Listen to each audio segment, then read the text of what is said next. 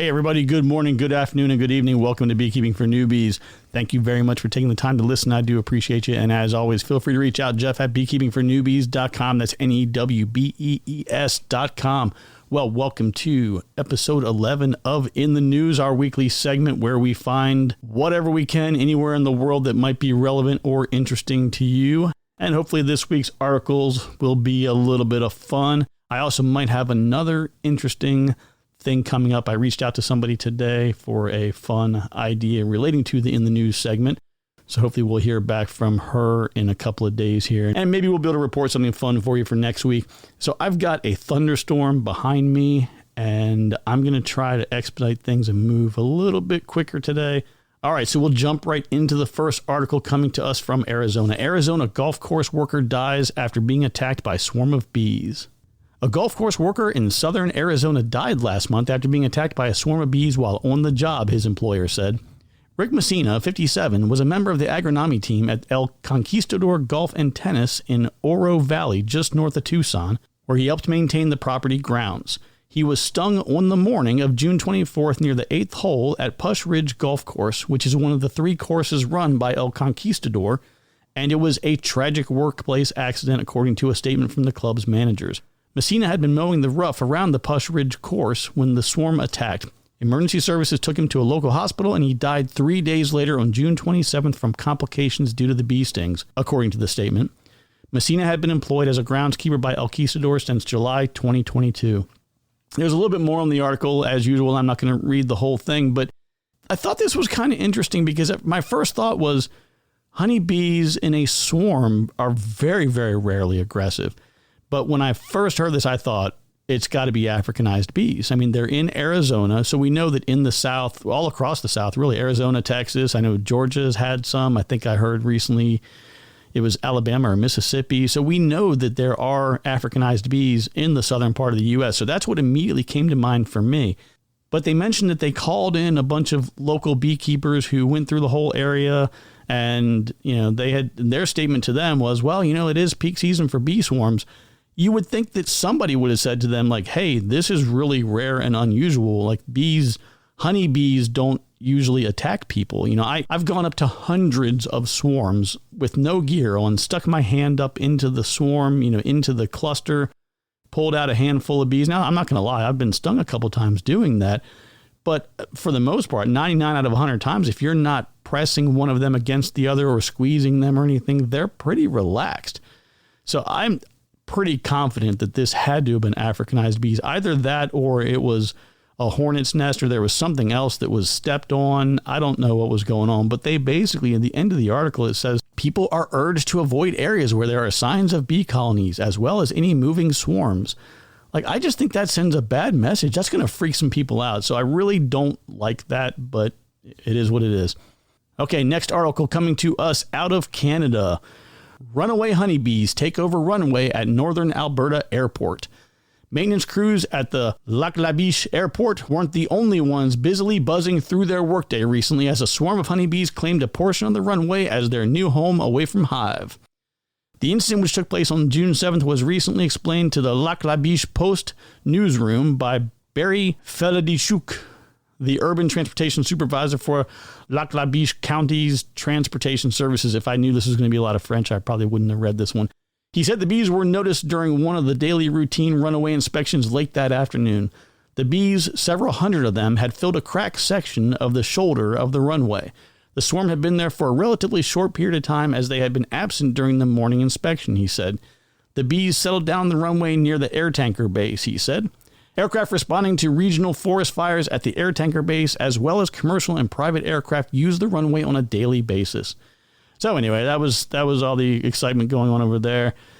And it looks like they called in a local group, and they were able to get the bees moved into a separate container and extracted them from the runway using a vacuum type system here. And by the next day, they were warm, dry, and into a new small hive, living their new happy life at Christie Creek Apiary. All right, the next article here, 300 hives and counting, the rise of bee box honey. Beekeepers see the world differently. To most homeowners, dandelions are a nuisance, but to local apiarists and owners of bee box honey, Steve and Shannon Spencer, Dandelions are their honeybees' first source of nutrition coming out of winter.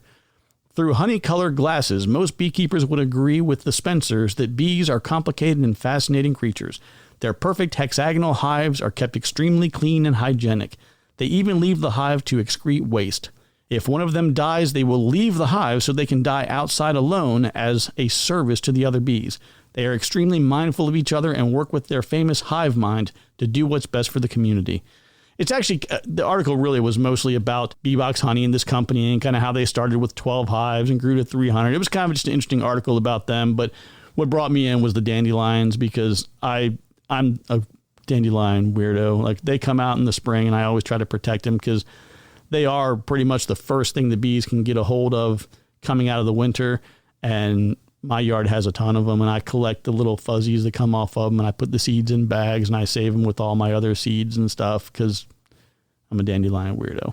So anyway, kind of a cute article about the family and how they grew and what they're doing. And all right, we got another one here out of Canada. New Brunswick, honeybee shortage could pose challenge for wild blueberry growers.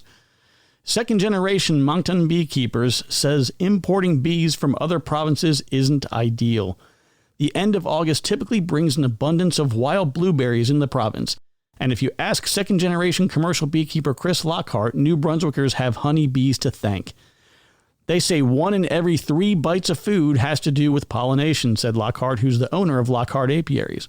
That's why blueberry growers rent honeybee colonies from Lockhart and other beekeepers who bring worker bees to pollinate their fields each year in May. The process is vital to ensuring a hardy crop for August, he said. For the blueberry growers, absolutely, that is their biggest investment, is pollinators. But Lockhart said the wild blueberry industry is growing so fast that beekeepers in the province can't provide enough pollinators to meet demand. It could stunt the growth of the blueberry industry, he said. If they don't have pollinators, then what's the sense in growing blueberries? It's just not economical at that point.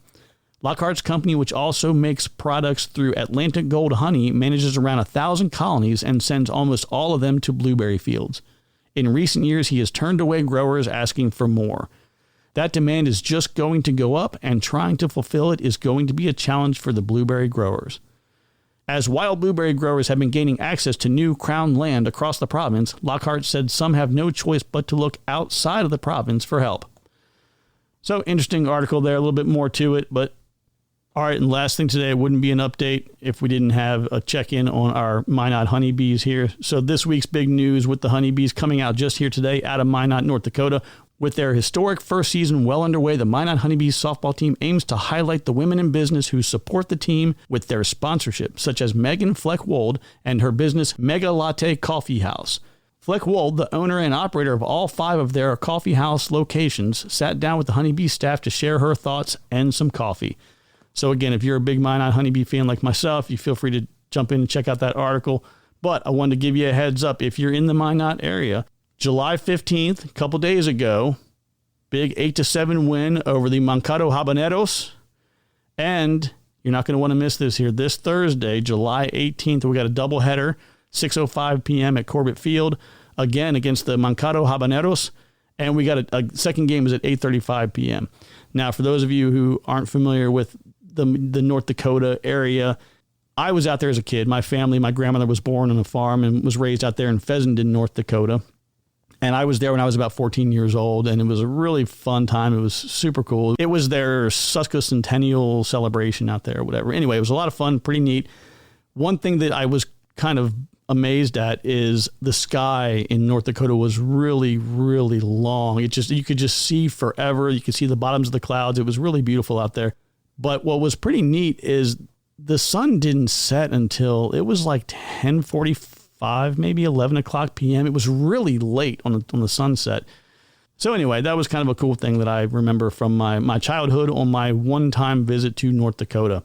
All right, folks, well, that's all I got for you this week. Pretty quick one. There was not a lot of interesting news out there. There was actually an article that was kind of cool about Japanese honeybees that were swatting away ants with their wings, but it was all video-based. I can sit here and describe what it looks like. But if you're bored, do a search for Japanese honeybee swatting ants or something like that. There's a couple of different articles and videos around that would be more entertaining to watch than to listen to me talk about. So everybody, that's all I got for you. Take care of yourself. Be kind to one another. Remember, I love you. There's nothing you can do about it. We'll talk to you soon.